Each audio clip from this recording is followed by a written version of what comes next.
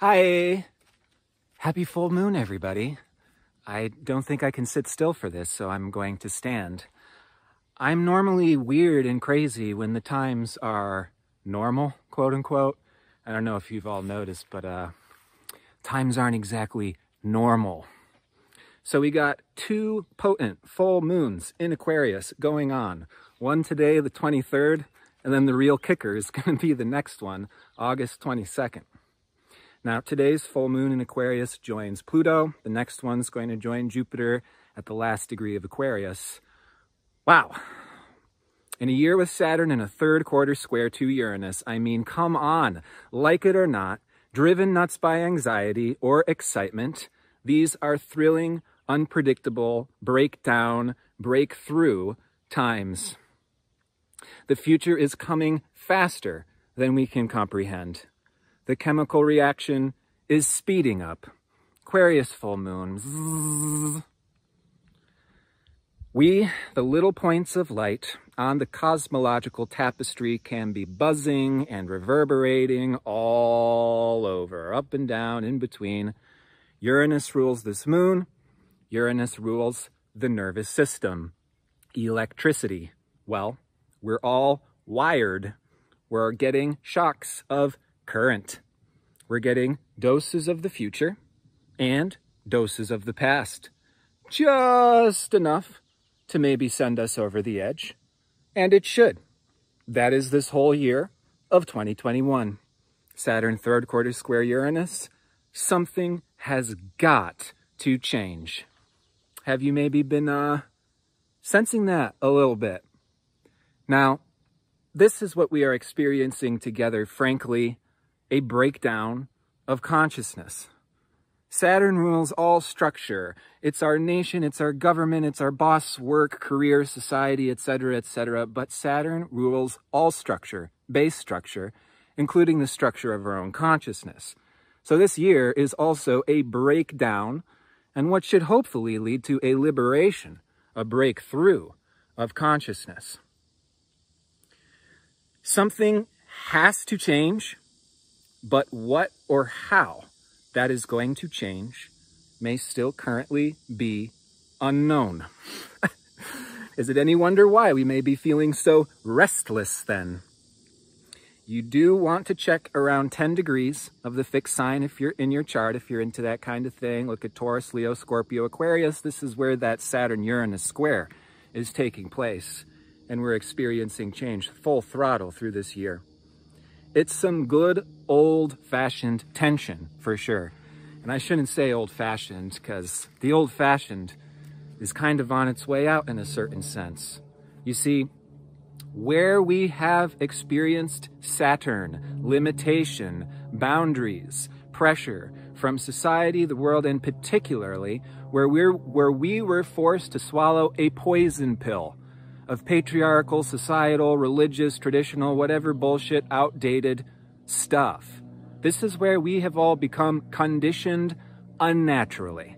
And we've all adopted behaviors, characteristics, and natures that are restrictive, limiting, and not honoring our full expression, both on the individual level, as well as what we are experiencing collectively, as nations, as a species. So Saturn is gravity. Saturn is heaviness and weight, and holds us in our karma, and holds us in time, and in boundaries, and in form. And with this square to Uranus, this is like generating tension on a loaded spring that's getting more tense, and it's starting to freak out and buzz and reverberate, and then eventually that spring's gonna lift off, and we're gonna break through. It's like Willy Wonka's great glass elevator. What I like to say about Uranus, penetrating through the glass ceiling, I always say glass ceiling, and introducing new dimensional possibilities. This elevator does not just go 2 dimensions up and down, it also goes lengthwise, diagonal-wise, turn-wise, fancy-wise, whatever, etc. So, Uranus, Aquarius, 2 full moons in Aquarius. I mean, this is the once in a blue moon. It's a signature that's telling us, yeah, now's the time for this loaded spring. This frustration of what's really driving us mad, the old, and what needs to be initiated. So, viva la revolution. Fight the system. Screw the authorities. Screw the infrastructure.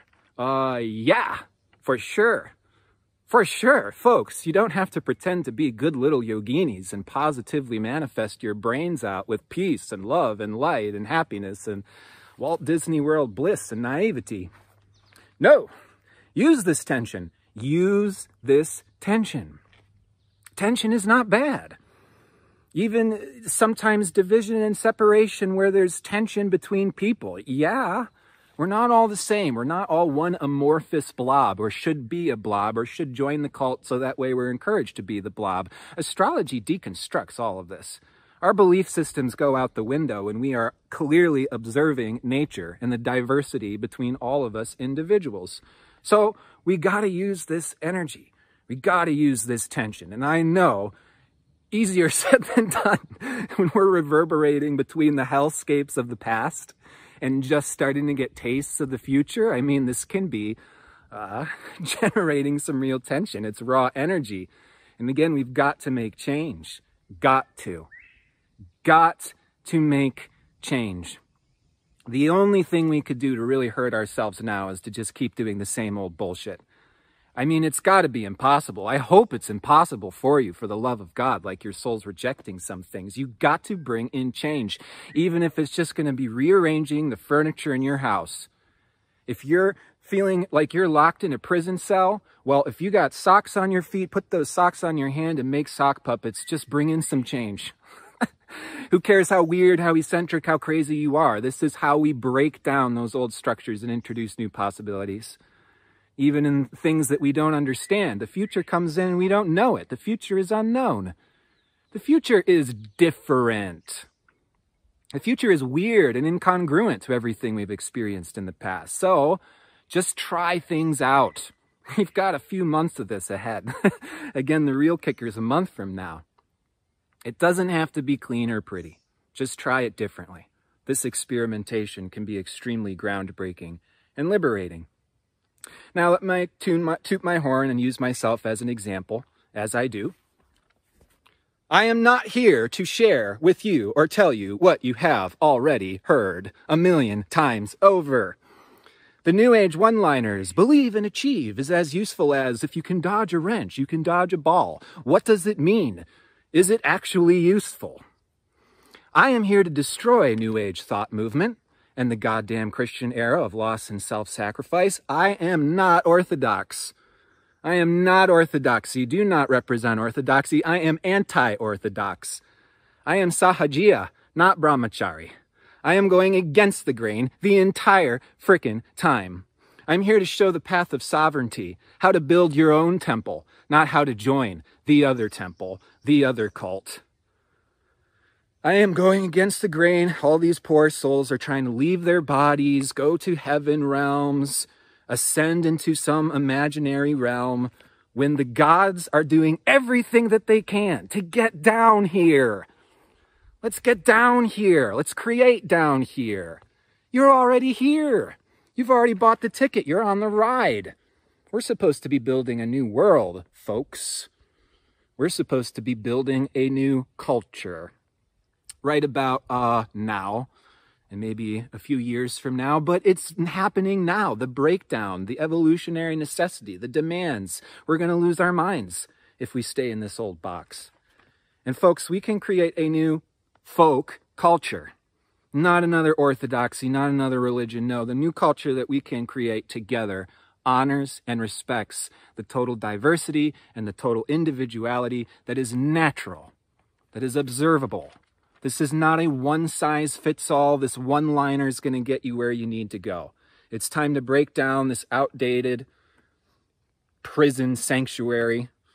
Don't beat yourself for being human or having reactions or having feelings. For Christ's sake, you can be a human. It's fine. This is not a war between good and evil taking place on this planet, with people either believing the right or the wrong thing or having the right or the wrong belief system, and then therefore their life turns out wonderful or not. Having the right or wrong attitude. I think there's a lot more going on here. This is a world full of enslavement. And we are a world full of core unmet needs. People are struggling. People are starving. People don't have what they need. What are yours? What are your core unmet needs? Are you not sensing that now? This is what's driving us crazy. So what are we going to do about it? Well, we know the feelings of this full moon are revolutionary, as will be the next one, iconoclastic. Iconoclasm, that's an interesting way of worshiping God, destroying the old gods, the old forms. Maybe a little bit controversial, nonetheless, important, part of the Aquarius archetype. Well, where is this all leading? Well, via the sense of lack. What this world is missing, we're being forced to become awake and become alive, to carve this path out yourself. Uranus is in Taurus these years. It brings up money, resources, agriculture, space, sovereignty, the need for privacy. You know, we could all be living so much more rich, so much more abundant, and so much more simple lives. That's where we can be unplugging from this ridiculous society and culture that puts us all in these 9-to-5 desk jobs and sell your soul to whoever, you know, is the sociopath who climbed the societal ladder first. And it's insane. It's crazy. Why are we living this way? We're human beings. We're human beings that have completely lost touch of what it means to be a human being. But hopefully we're getting a sense of that phantom limb calling us back to reintegrate our soul. Now, easy, clean, simple living. Do we have it? Some of us are really going to be getting some electrical shocks and realizing the inevitability that is forcing us out of this old, gross, crusty outer skin. It's falling away.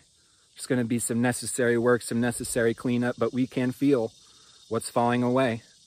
We're being forced to lead, to turn over the mess of our world, make some compost. Now, Aquarius is community. We all have this core unmet need. In our ridiculous patriarchal society, nuclear family setup where every family is like its own cult, we don't have actual support or community that tends to support the diversity and the individuality of people. So, where are the others? The moon's north node is transiting Gemini this year. There's different types of people. People are on different wavelengths. People have different interests. That's okay. We don't all have to pretend to get along, and that's what it ends up being if you try to all get along. It's fake. It's pretend. We do not need to pretend to all get along.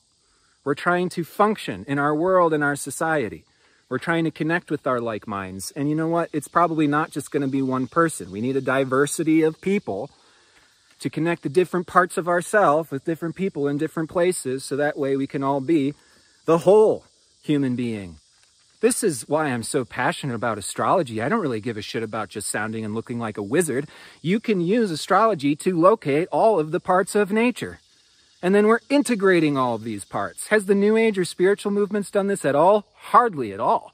There's no Saturn or no Pluto in the New Age movement, and we wonder why people are so dissociated and incapable of doing things and not changing the world, even though we talk about it and we have all sorts of wishful thinking.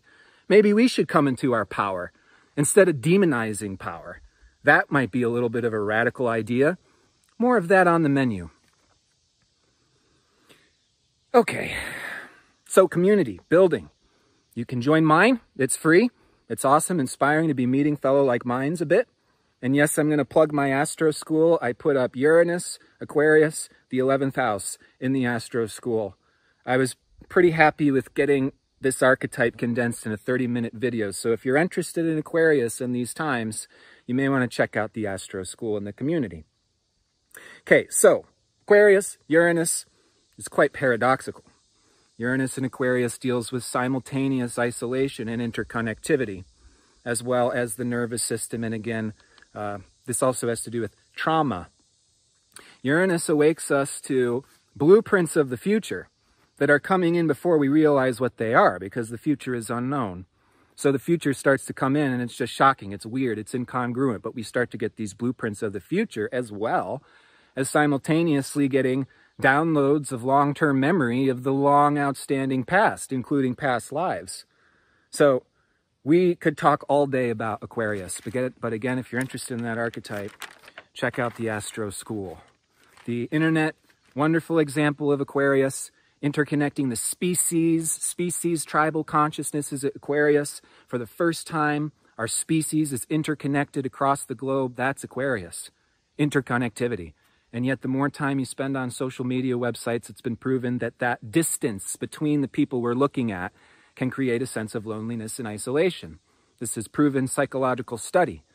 We penetrated a dimensional barrier when we sent satellites and rocket ships to outer space, and we sent back photographs, Aquarius, rules film, photography, back to humanity for the first time. So this separation and the isolation of going into outer space is what saw the interconnectivity of the entire world, saw it for the first time. This is Aquarius, paradoxical interconnectivity fragmentation. This is also the function of trauma.